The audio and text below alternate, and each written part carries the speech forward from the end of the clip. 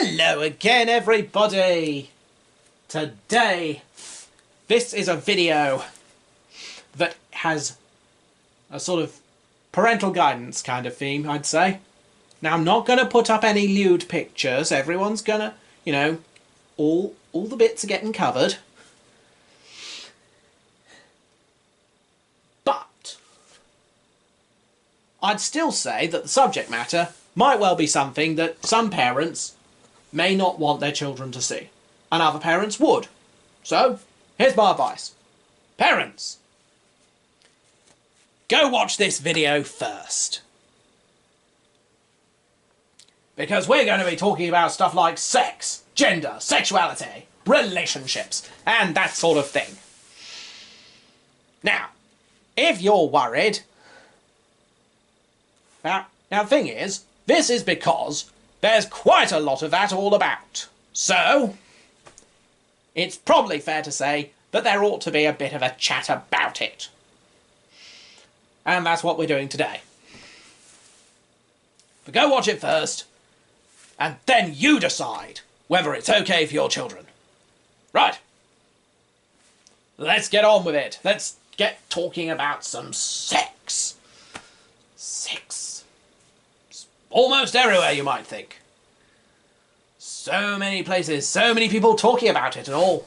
And hey, probably for quite a good reason. I mean, who doesn't love sex? Actually, a lot of people, and that's fine too. I'm a libertarian. I'm not trying to push an agenda. Why not? You know, try and make people conform to my ideological view. It's kind of like against the whole point of being into freedom. But anyway, life is starting to get back to normal. People are getting vaccinated. Well done to you. COVID restrictions are lifting as things are getting sorted out. At least in some parts of the world. Point is, there may well be a lot more sex going about. Earlier today, or the day of this filming, I saw a video on the Global Action Plan UK YouTube channel. They done within collaboration with MTV, called Bonking for Britain. Simple message. Less consumer culture that's making everyone miserable, more human relationships.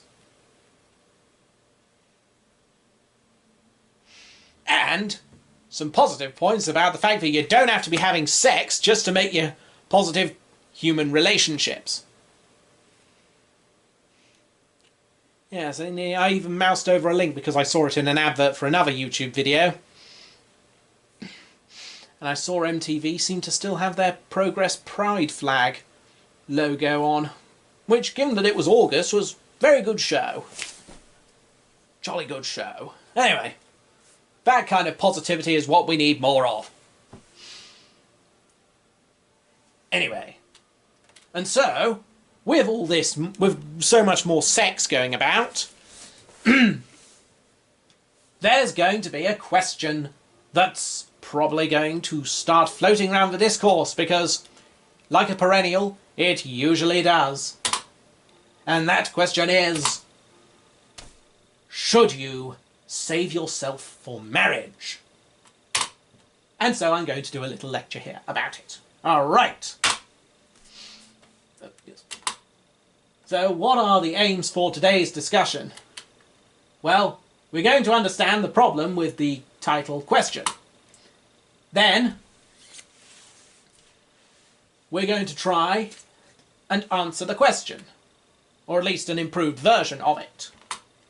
And here's some important clarifications going forward. Firstly, sex is not bad for everyone. This is a sex-positive space. If you have feelings for another adult,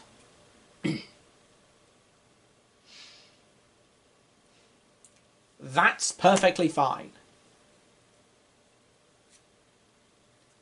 If you express them and respect the boundaries of the person that you have feelings for, that's good.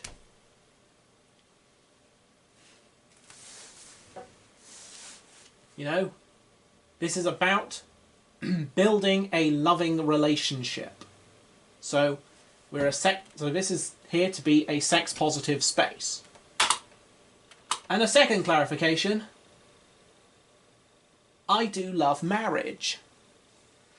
I'm not married, sadly. But, you know, you probably guessed, you know, all those kind of people. But I'd be the one sort of planning out my own wedding, fantasizing about what dress I'd wear since I was very little. You know, my mind getting right down to the shade of pink it would be. And other frolics. But that's the important point. The wedding day's not... A marriage isn't just a wedding day, and just the idea of having someone who you can celebrate your love with, share your life with, the ups, the downs, the in-betweens, and just being there with each other, for each other. That is something that I really love. And that is something that really appeals to me about marriage. And that's a me thing. But of course, you're not me. Hello? Not me. Right. So, that means we're going to have to be a bit more general in our discussion. So, we're going to picture the nice little scene. You're out and about, having a nice day. You know, you meet somebody, and they seem nice,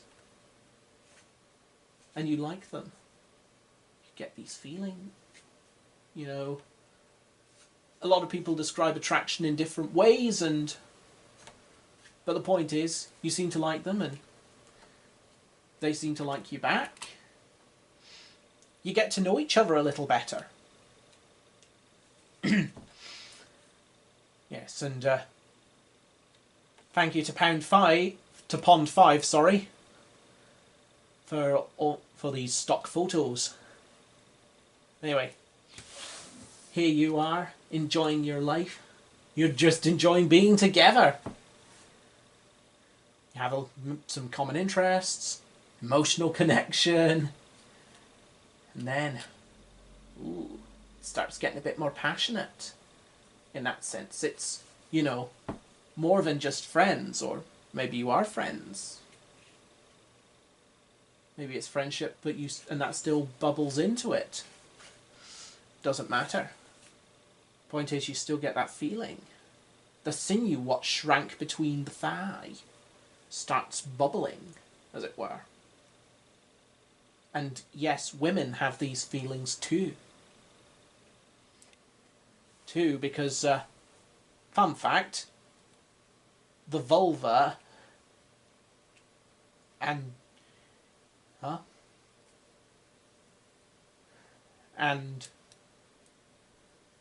male and female genitalia are analogous tissue, which is why they can be converted into one another. And hey, they're great. I won't be showing any pictures because YouTube might get upset, but let's be a bit more positive. And yes, we're keeping... And so, that's the point. You get that warm feeling, and it feels good. You have this person, and you perhaps express this to them, and, well, turns out they like it too. It's warm and snuggly, and sinew what shrunk between the thigh is feeling all bubbly and warm, and it's all getting there, getting a bit close, and then BOOM! The question hits. Should you save yourself for marriage? And that's a pretty naff question if you ask me. You know, even if we lived in a world where all sex was consensual, this would still be bad. And of course and sadly we don't live in a world where all sex is consensual. But you know why it's so bad? Because it implies that you're somehow less of a person if you have sex, or if you have sex outside of wedlock. That's not the case. Your personhood does not diminish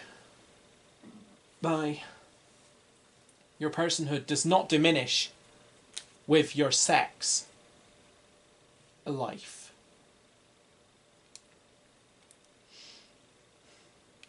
Now you might be thinking, oh, that's kind of woke. Now, yeah, you know, somebody's probably going to say, oh, this is woke garbage. Well, funnily enough, that's actually a Catholic teaching, and yeah, we're not woke. Moving on. So, it's a bad question for the fact that it's very diminishing to anyone who has had sex. Or anyone who's had sex out of wedlock. Now, the point is, so anyway, what is perhaps another problem with this question is that it also implies that you answer once, and that's it.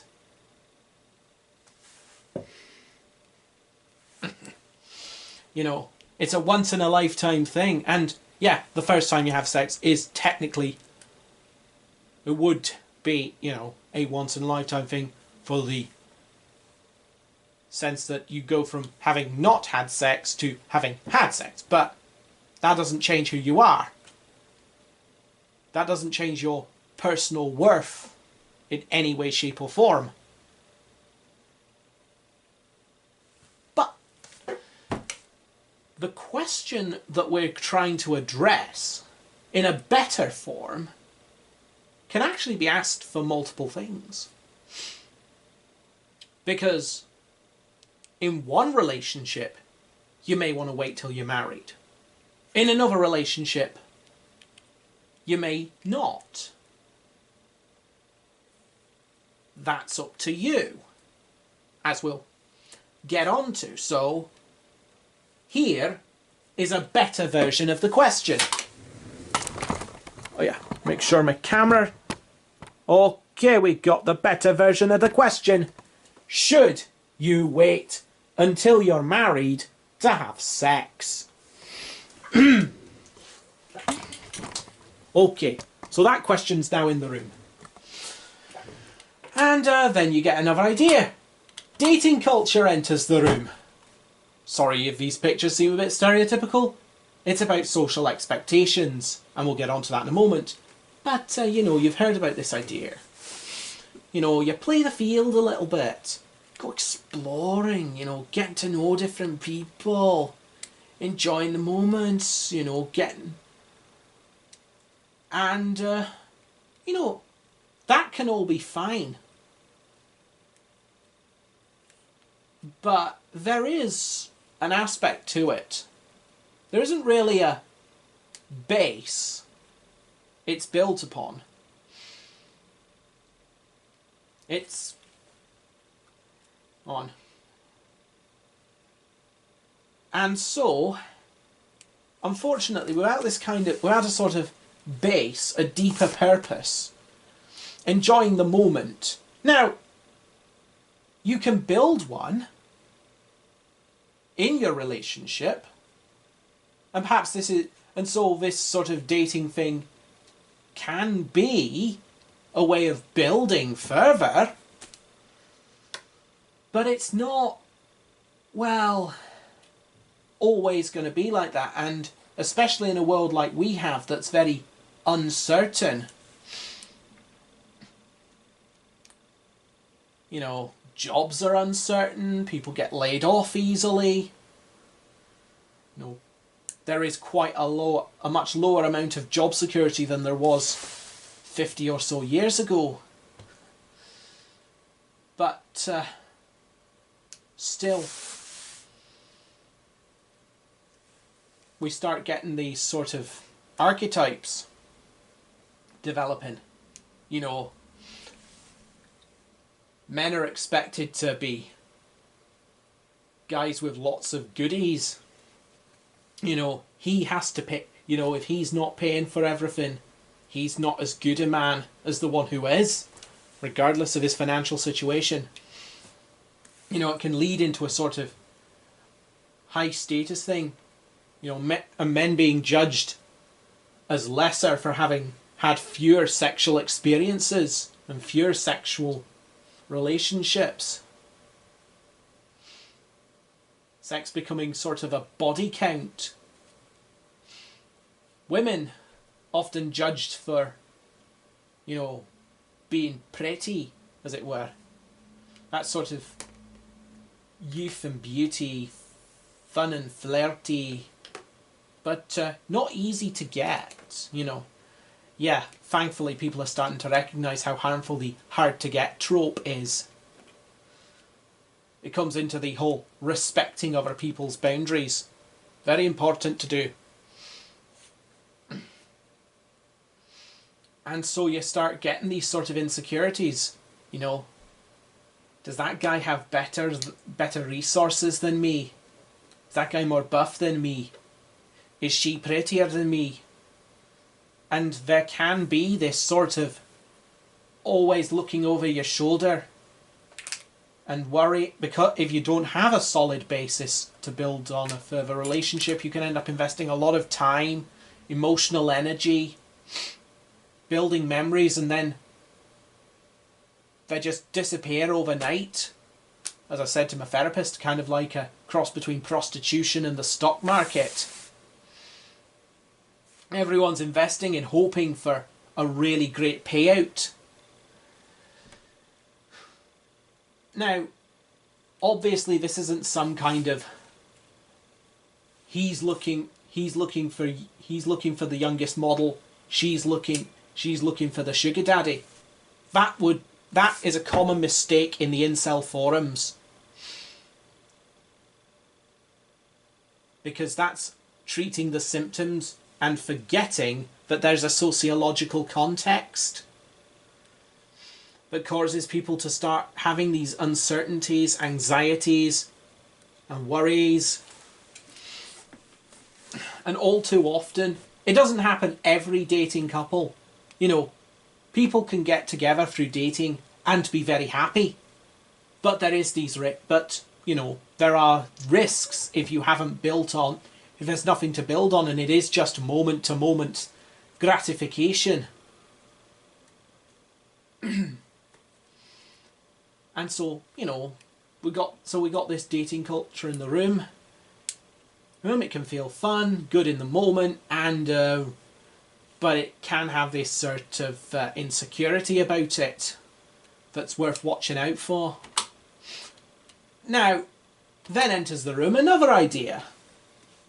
Not really about marriage in a sort of ways, but you don't really tie yourself down. But you build up a career, build up life experience, build up, you know, experience. I mean, sometimes you might hear people saying, oh, marriage is not a good thing. It's an outdated institution. It's that. But that's probably the minority. Maybe feeling like, well, you shouldn't, you know, maybe you shouldn't tie yourself down, but be building up your life with that. Almost like the career is the goal, or the self-discovery is the goal. Or the self-growth is the goal. And you know, there is a purpose in that, which can draw people in. Perhaps there's something that dating doesn't have. The dating culture perhaps doesn't have in the same way as this sort of purpose. Purpose. Although sometimes men can feel a bit anxious in this sort of culture because it can feel like everything's either female or unisex, and that there's not really a place for them, and they can often feel lonely. Because everyone's trying to, no one's really into anything but sort of, this is sort of where the hookup culture originated, because you're not really looking for anything too deep. And, that's fine in a way, because you're building yourself up a bit more. Or you're developing a life for yourself, and then the relationship comes later. That can also be fine, and it can also lead to, but there are the risks of ending up feeling lonely and unfulfilled, and feeling like you never move on from casual hookups.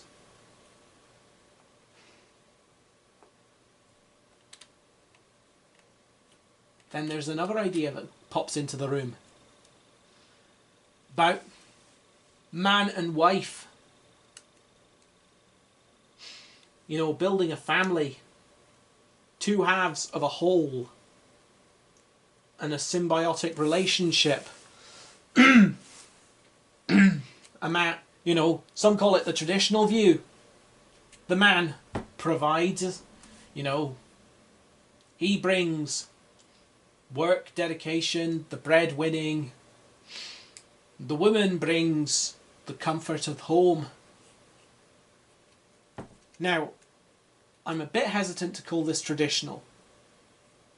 It's probably a lot less traditional than you might think, because for a lot of history, most people had, both members of the family had to work, because just of the expense of it all.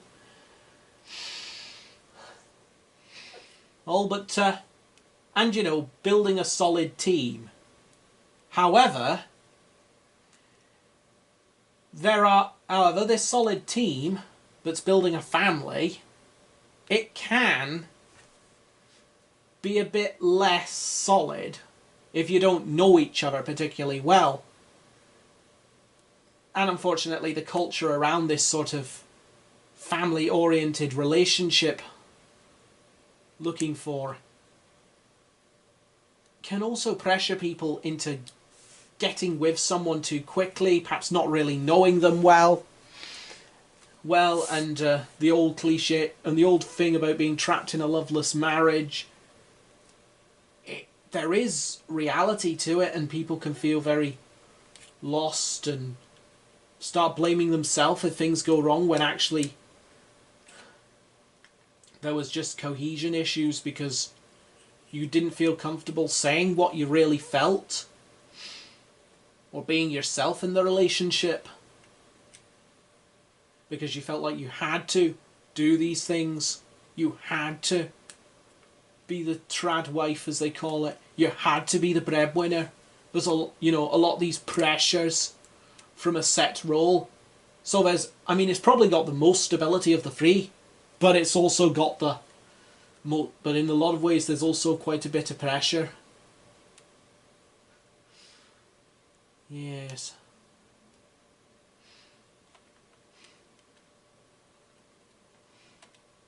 And so, that's probably a lot to take in, and at this point, our couple's probably like, get out of our bedroom, y'all! What are y'all doing in our bedroom? It's a lot of different cultures to take in. Not in a sense of like exploring, but, what are all these people doing in your bedroom? We're trying to have a bit of intimacy here. So get out, will you? So, now I think it's time to have the test. To show you, in answer to the question, whether you should wait till you're married to have sex. In fact, this is probably a question that should be asked and perhaps you should do this test with every relationship you get into. And here's the test. Question 1. Do you want to wait until you're married to have sex? There is no question 2. That is the only question you have. Do you want to wait until you're married to have sex. Now, why you don't want to have sex is entirely up to you. None of my business. None of anyone else's business, really. Nay, as I say, no, everyone getting out there and telling people to get out of their bedroom. So I'd just like to thank Pound 5 again for letting me use pictures. And I just want to say to everyone watching, it was lovely. It is lovely having you here.